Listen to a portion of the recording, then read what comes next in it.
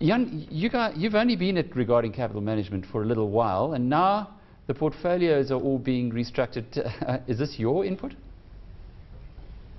Alec, yeah, I don't think we're not restructuring any of the underlying portfolios. What we are doing is to make sure that the names of our portfolios are appropriate, that it reflects the underlying portfolio mandate and also strategy, that our fees are aligned across the range of portfolios, that the benchmarks are appropriate.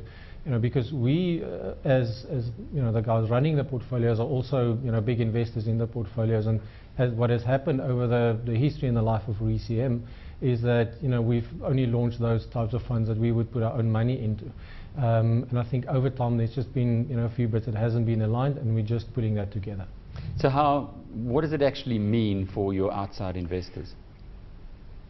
Well, if you look at the range of funds, we believe in a very small range of funds. We only do a few things. We don't think we need a large range of outside funds to cater for the needs of most investors. So if you look at the fund range, the significant changes happens in our equity fund, where previously we had quite a flexible mandate, and we allowed ourselves, when we can't find enough cheap opportunities in the market, to rather hold more cash in our portfolios. What we have found is that investors have told us that once they've decided to invest with us in an equity fund, their preference is to be invested in equities, and they wouldn't want us to take another view, even if it's from a bottom-up perspective, to have more cash in our portfolios, and we've listened to that. So our equity fund will remain a fully invested fund from now on. So that's the one change from being flexible before. And then we also run a global fund, which is a multi-asset class fund with an absolute return orientation. But the way we set it up initially is we benchmarked it against the MSCI index, and it creates a bit of confusion because we are absolute value investors. When we can't find value in the market, we like to rather not invest than invest because we have to. And if you then have the MSCI as a benchmark, it creates confusion. So we will be launching a pure equity fund where those investors that want our stock picking skills and want to invest with us for our stock picking skills can be fully invested in equities.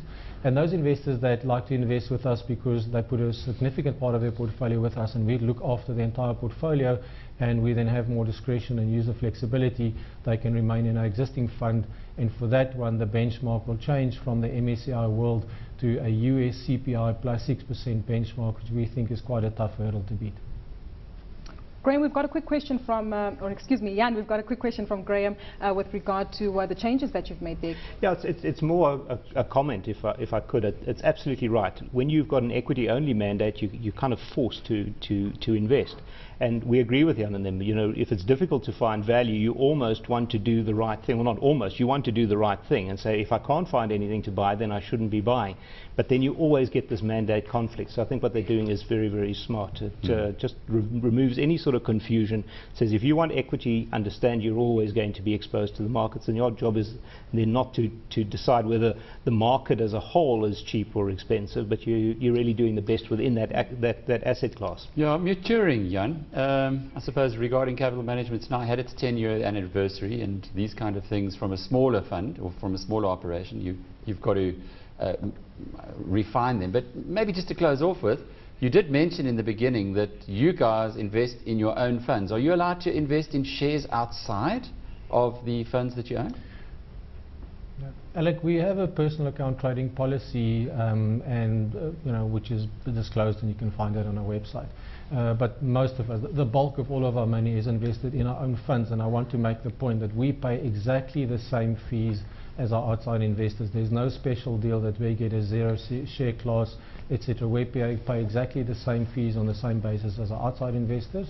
And if I look at the activity, the investment activity of our team, there's a very small amount of personal account trading, investing in specific shares happening.